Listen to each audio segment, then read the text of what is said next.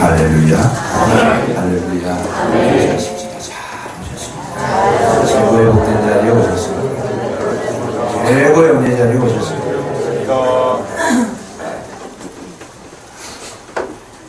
우리 주님 말씀으로 심령 속에 역사하시고 함께 하실 줄 믿습니다. 아멘. 오늘 우리가 사는 이 시대 속에서 우리 교회의 위치가 어떤가 하는 것을 생각해보면 굉장히 위태롭습니다. 위태롭다는 것은 교회 안에서도 이야기하는 내용이고 바깥에서도 자주 나오는 그런 내용입니다. 왜 이렇게 됐을까 생각해보면 참 황당합니다. 한마디로 어떻게 탈출구를 찾아야 되는데 길이 보이지 않을 정도로 어두운 시대가 됐습니다. 그래서 오늘 우리가 이 문제를 진단하면서 새롭게 해야 되지 않겠는가.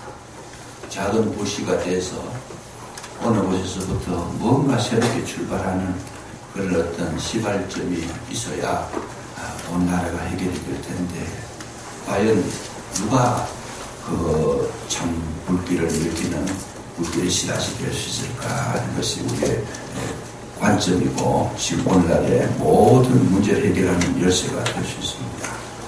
먼저 우리가 진단해보면 우리나라의 기독교가 왜 이렇게 지금 현존하는 이 시대 속에서 사회에 뭔가 제시를 해야 되는데 제시할 것도 없고 또 인도자가 되어야 되는데 인도할 것도 없고 전혀 무방비한 상태로 우리가 살아가고 있음을 생각해볼 때 어둡습니다. 진단을 해보면 왜 그럴까? 오늘날까지 우리가 살아온 것, 신앙생활 해온 모든 방향이 문제점이 있었다는 것을 우리가 찾아볼 수 있습니다. 뭘 어떻게 했느냐? 우리가 주장하고 지금까지 외쳤던 것이 뭐냐? 성장은 있었는데 성숙을 시키지 않았다는 거죠.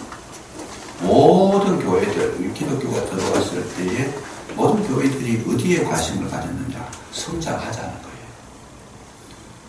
복음을 전파해가지고 커야 된다는 거죠.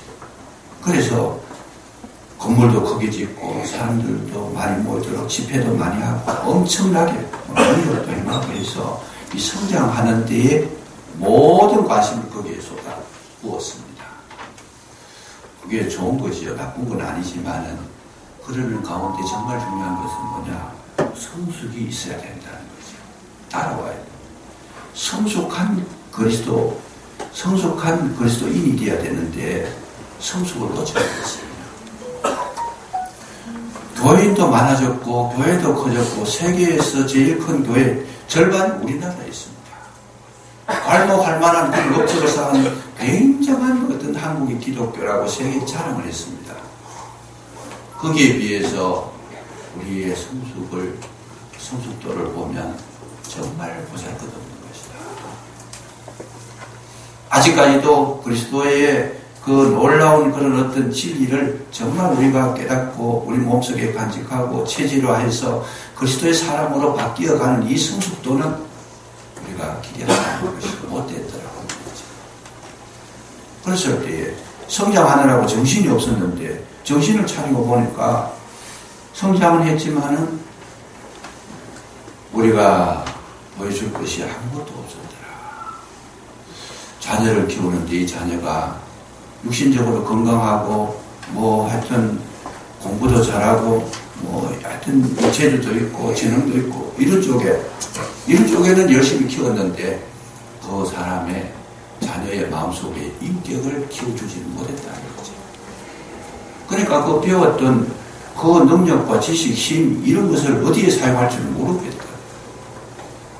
파멸로 치닫는 것이다. 파멸로 치닫는 것이다. 이렇게 됐을 때 우리는 참 그 결과를 참 씁쓸하게 받아들여야 되더라. 제가 어디에 나가서 목사님이나 장로님이나 성도님 누구든을 만나든지 인사를 하면 첫 질문이 뭐냐면 교회 성도가 몇 명입니까? 이걸 물어요. 교회 성도가 몇 명입니까? 왜 그걸 묻겠어요? 그 성도가 그 수준이라는 거죠. 100명 교회, 200명 교회, 500명 교회, 1000명 교회. 1000명 이상 모인다 그러면 존경받을 사람. 근데 뭐 100명 모이고 뭐 50명 모이고 30명 모이고 이러면 사람 자체를 무시해버려요. 그냥 기준이 이렇게 되거든요. 적어도 우리 참 그리스도인이라면 그런 것이 문제가 아니고 단 10명을 모시고 목회를 하더라도 그 내면을 들여다보고 인격을 들여다보고 신앙의 품격을 우리가 들여다보면서 정말 본받을 만한 것을 본받고 인정해줄 것을 인정해주고 서로의 이런 관계가 그리스도 안에서 이루어져야 되는데 예수님하고는 아무 상관없어요. 성도의 속에 따라 결정됩니다. 이게 오늘의 현실입니다. 이랬을 때에 성도의 수가 인격이 되고 성도의 수가 힘이 되고 성도의 수가 명예가 되고요. 그 어디 가서 우리 교회가 100명도 안 됩니다. 그러면 고개가 숙여지고 부끄럽고 목회자도 그렇지만 성도님들도 교회 수가 너무 적으면 힘을 못 내는 거죠. 어깨가 젖지고. 그래서 적은 교회에 있기가 싫어요. 그냥 개척교회 이거 하기 싫어가지고 어디로 가는가? 좀 큰 교회로 가고 아주 그냥 건물도 잘 짓고 1000명, 2000명 모이는 교회 가면은 시설도 잘 돼 있고 모든 누리는 혜택이 너무 많아요. 그냥 적은 교회 가니까 등록하라 그래가지고 등록하면 또 뭐 일하라 그래가지고 일 시키지요. 또 빠질라 그러니까 너무 교회 사회제가 되니까 눈에 드니까 빠지지도 못하지 괴롭다는 거죠. 그래서 오늘날 우리 이 노예적으로 보면 개척교회가 지금 없습니다. 개척하려는 분이 없어요. 왜 그러냐 하면 개척교회 가서 과거에는 적어도 20년, 30년 전에만 해도 개척교회 가서 봉사하려고 하는 분이 많았어요. 그냥. 어떻게 해서든지 충성 봉사하려고 그러고 저 힘쓰고 애쓰고 그냥 나 한 사람이라도 보탬이 되겠습니다. 이런 사람 성도님들이 많았는데 지금 시대에는 그런 분들 찾기가 어려워요. 어쨌든 간에 뭐 이름 있는 교회, 큰 교회, 대구서 뭐 말만 들어도 교회 이름만 들어도 인식되는 그런 교회 가고 싶다. 편하게 하고 싶다는 거죠. 이랬을 때 이 문제를 어떻게 해결하냐. 그 속에 그리스도라는 발견할 수가 없어요. 예수님 대신에 성장이고 예수님 대신에 건물이고 예수님 대신에 성도 수가 힘이 되어버린 그런 시대가 됐다. 예수님 대신에 물질이 많아요. 어디 가든지 돈 많으면 대접을 받는다. 시대가 이렇게 주님은 온데간데 없고 전부 정말 우리가 버려야 될 것 그걸 붙잡고 정말 우리가 붙잡아야 될 예수님은 우리 속에 계시지 않더라. 이 기독교의 현실에 우리가 어떻게 해야 될까? 그게 고민입니다. 저는 목회자의 한 사람으로서 이 문제가 너무 심각하고 그래서 우리보다 약한 교회들을 이렇게 보면서 안쓰러운 것이 뭐냐. 사람이 들어오는 건 없는데 자꾸 떠난다는 거예요. 자꾸 떠나는 거예요. 큰 교회를 떠나고 더 큰 도시로 떠나고 직장 따라 떠나고 다 떠나고 그냥. 이 점점 지금 축소되고 있더라고요. 많은 교회들을 제가 지금 파악하고 있습니다. 파악하고 있는데 다 한 가지 어려워하는 것이 뭐냐. 그 문제였어요. 우리 교회가 약하니까 부담에 대해서 잘 떠난다는 거죠. 점점 더 약하게. 그래서 결국은 요즘 1년에 우리 한국에 문 닫는 교회가 3,000개라 그래요. 3,000개. 신문에 어저께 보도된 거를 제가 읽어보니까 1년에 3,000개 신문을 닫는다는 거죠. 3,000개가 늘어나도 문제가 뭐 그렇게 참 좋은 형편은 아닌데 줄어든다고 하는 거예요. 그리고 주일학교 중고등부가 점점 없어진다. 교회 열심히 다녀봐가지고 별로 유익할 게 없더라고요. 그 시간에 공부해야 되는데. 주일마다 교회 나와가지고 예배드리고 봉사하라 그러고 뭐 거기서 하루 종일 성소주의를 하라 그러니까 다른 예수 안 믿는 친구들은 지금 주일날도 열심히 학원에 다니고 공부해가 열심히 성적 올리고 있는 판에 내가 지금 그 주일 한 주만 빠지면 뒤로 쭉 쳐집니다. 학생들뿐만 아니고 성도님, 집사님이나 이 직분 받은 분들도 마찬가지예요.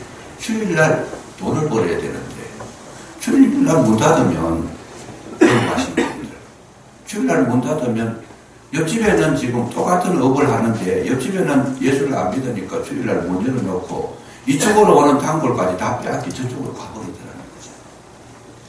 그러면 교회에 다녀가지고 얻을 게 아무것도 없으니까.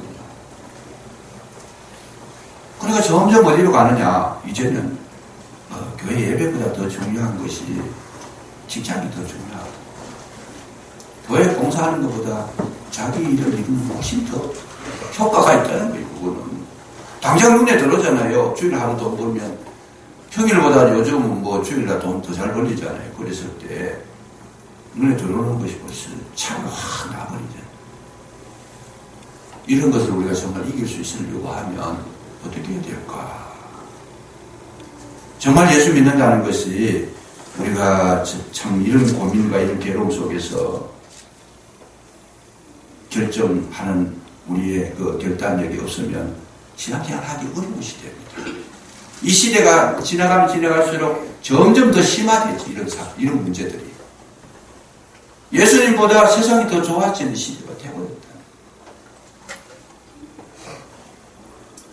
이 문제를 정확하게 진단해보지 않으면 우리 기독교는 불투명합니다. 장래가 불투명하고 실질적으로 앞서간 나라의 기독교는 지금 점점 쇠퇴해지고 있습니다. 현실적으로 보면 점점 쇠퇴해지고 있어요. 우리가 지금 뒤따라가고 있다는 거, 결국 우리는 어느 시점에 가면 우리도 그렇게 될 수밖에 없다는 그런 어떤 불안감이 있습니다. 지금 유럽 같은 데는 교회 건물 한참 교회가 부흥할 때는 교회 건물이 얼마나, 지금도 여러분 TV나 모든 이런 매스미디어를 통해서 유럽의 그 건물들, 전부 다 유럽에 한번 가보고 싶어 하잖아요. 그때 지었던 그 교회 건물들이 위대하고 웅장하잖아요, 사실은. 대단하잖아요, 거기에. 근데 그 속에 예배드린 사람은 얼마나 되느냐. 이건 뭐 말하기가 부끄러워요. 노인들, 연세 많은 분들, 이제 세상 곧 떠나실 분들, 이런 분들만 20, 30명 더 있다. 교회 가는 사람이 없다는 거예요. 왜? 교회보다는 세상이 더 좋아요. 훨씬 더 즐겁고 현실적이고 만족도가 높고, 우선 누가 뭐 그냥 IQ가 아주 지능이 낮은 분이 봐도 그건 금방 식별할 수 있다는 말이죠. 이런 문제 심각하게 우리가 이제 대비하지 않으면 조만간에 우리나라도 무너질 그 시간이 올 수밖에 없다는, 이런 것을 우리가 생각해보지 않을 수가 없습니다.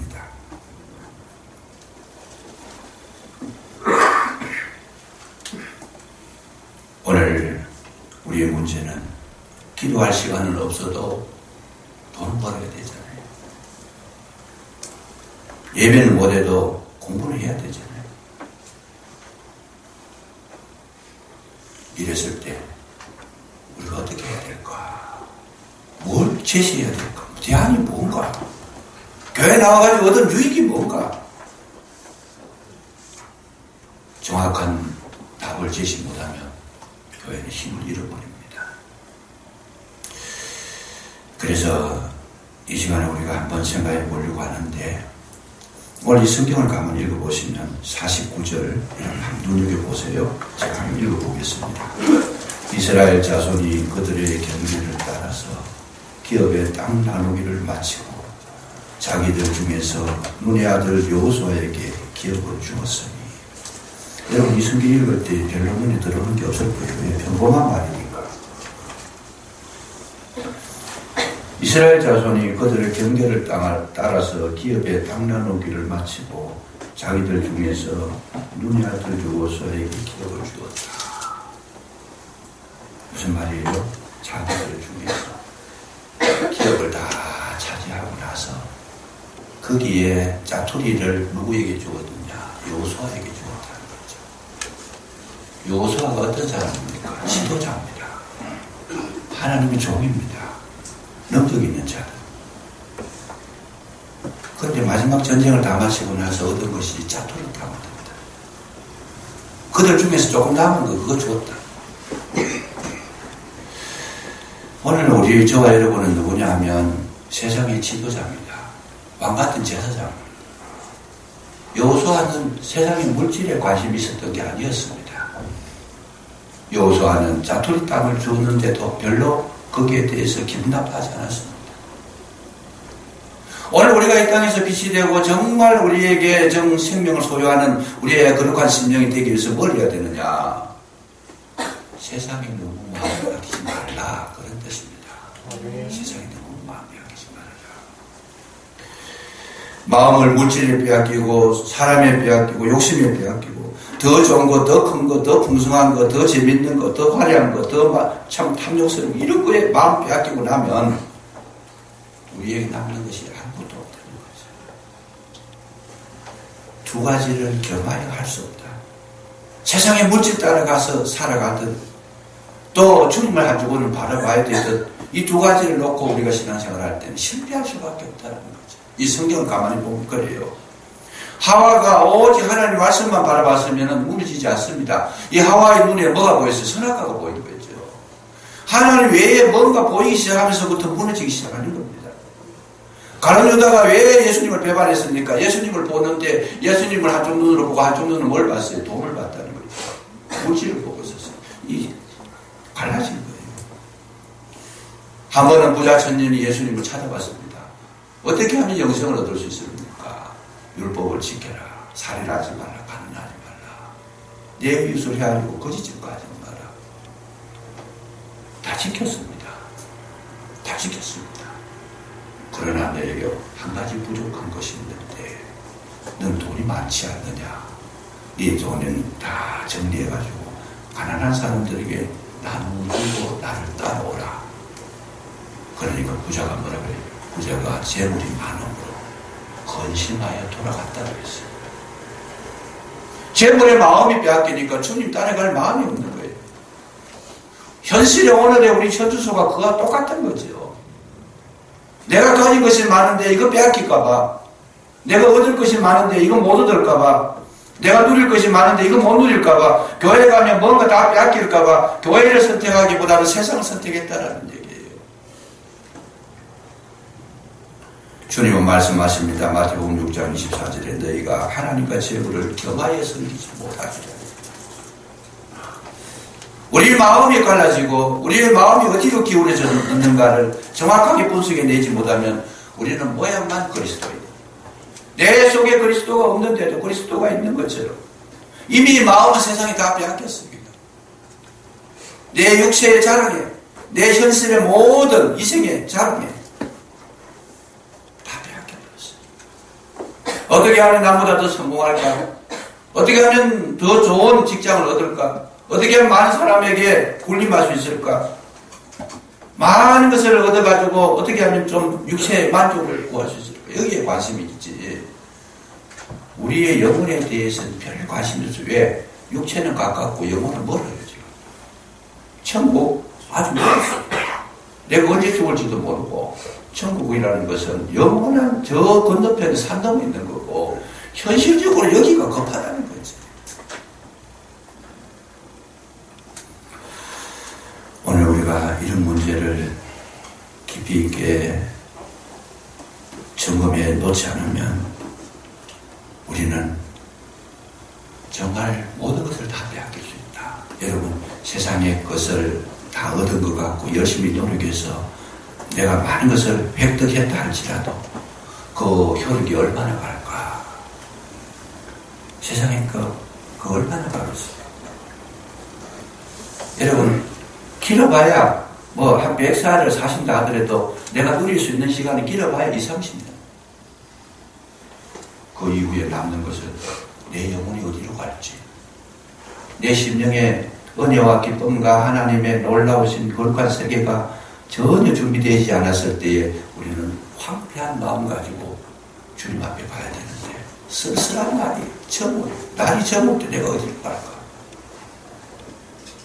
짧은 그 내 육신의 소욕을 채우기 위해서 부지런히 뛰어다녔던 그 시간들만큼이나 우리는 후회하는 시간들도 있다라는 거죠. 초대교회 성도들은 먹고 살 게 없었습니다. 왜냐하면 예수 믿는다고 핍박을 받아가지고 직장도 못 다니게 하고 가진 재산도 빼앗기고 모든 사람들이 멸시와 조롱을 하고 전부 다 그냥 착취당하고 재물이 없어요. 근데 초대교회 성도들은 그들은 입만 벌려서 기도를 하면 무슨 기도를 했느냐? 하나님이 우리에게 물질을 주시고 우리에게 건강을 주시고 우리에게 행복을 주시고 이런 기도한 적이 한 번도 없었어요. 저들은 기도할 때 입술을 벌려서 기도한 것은 뭐냐? 저희들에게 종들로 하여금 능력을 주셔서 담대히 하나님의 복음을 전파하게 하옵소서. 저들의 기도는 이렇게 나왔더라는 거죠. 저와 여러분이 잘 아시다시피 베드로와 요한은 뭐라고 기도했어요? 내게 은과 금은 없거니와 내게 있는 것으로 네게 주노니 곧 나사렛 예수 이름으로 걸어라. 아멘. 오늘 우리가 이렇게 약화된 것이 뭐냐? 그리스도가 없다는 거예요. 예수님이 없어요. 예수님은 없는데 세상에 명예도 있고 물질도 있고 자랑도 있고 자기의 아지트는 튼튼하게 세워져 있다는 거죠. 여호수아는 그런 데에 관심이 없었습니다. 그들 중에서 자토리 땅을 줘도 별 신경 쓰지 않았다는 거죠. 오늘 우리는 뭘 생각해야 될까 하는 거. 이 문제가 빨리 체크되지 않으면 이 사단이 이 마지막에 강물같이 타락된 문화를 쏟아내는 강물 같은 물이 흘러내려올 때 홍수같이 내려올 때 피할 길이 없습니다. 피할 길이 없어요. 지금 마지막에 이 문화적으로 사단이 공격을 해 들어옵니다. 이 문화라는 굉장히 아름다운 이름을 가지고 들어오는데 그 내용을 들었다 보면 전부 우리를 타락시키고 우리의 마음을 만족시키는 어떤 쾌락을 주는 이 육체적인 본능을 자극하는 이런 데 전체적인 문화가 거기로 흘러 들어가고 마귀가 그런 문화를 홍수처럼 내려보낸다는 거죠. 홍수처럼. 여러분 여름 장마 때 비가 많이 와가지고 올여름에도 그랬잖아요. 홍수가 나니까 산이 무너지고 도로가 끊어지고 집들이 파괴되고 매몰되어버리잖아요. 준비 안 해놓으니까.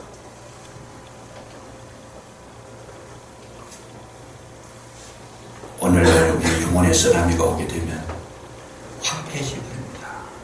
그렇게 좋아했던 세상의 쾌락이 내 영혼이 정말 견디지 못할 것인가를 보면 쓸쓸해집니다. 오늘 이 시간을 통해서 저와 여러분 뭘 해야 될까? 예수 그리스도 붙잡으시기를 주의 이름으로 축복합니다. 아멘. 예수님 안에는 행복이 있습니다. 아멘. 예수님 안에는 만족이 있습니다. 아멘. 그 안에 감사가 있습니다. 아멘. 그 안에 기쁨이 있습니다. 아멘. 예수님 붙잡지 않으면 아무리 맛있는 산의 진리를 둬서도 그것도 한두 번이죠. 여러분 제가 그런 것을 이렇게 경험해 보면 음식을 맛있게 먹었는데 그 두부 세 번 먹으면 똑같아요. 그거 처음에 맛있는 거지. 똑같아요. 이 물질이라는 것은요 우리에게 만족을 줄 수가 없습니다. 오히려 우리를 더 갈급하게 만들어요. 술 드시는 분들의 이야기를 들어보세요. 술 처음에 한 잔 먹었는데 그 다음에 두 잔이 되고 세 잔이 되는데 나중에 가서 술이 나를 술 먹게 한다는 거예요. 처음에 내가 술을 먹었지만 나중에 술이 나를 먹는다는 거죠.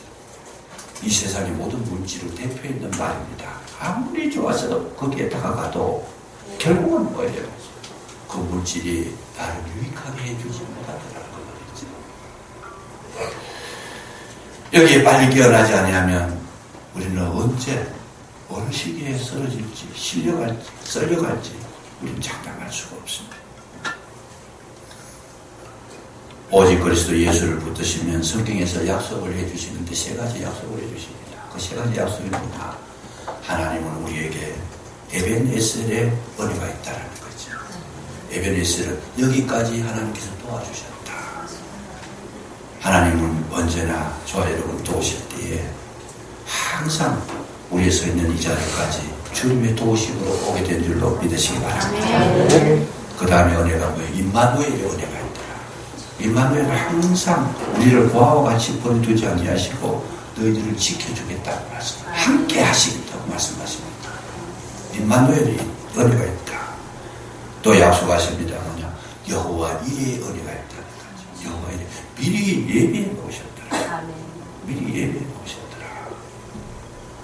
이런 은혜를 경험하고 사는 주의 백성들, 주의 종들은 세상이 그걸 이기지 못하더라는 거죠. 안산제일교회 고은 목사님이라는 분이 계십니다. 이분이 어렸을 적에도 폐결핵에 걸렸고 고통을 많이 당했는데 나중에 목사가 되셔가지고 열심히 목회하시는데 한참 교회가 보호하는데 이 폐결핵이 또 재발을 했어요.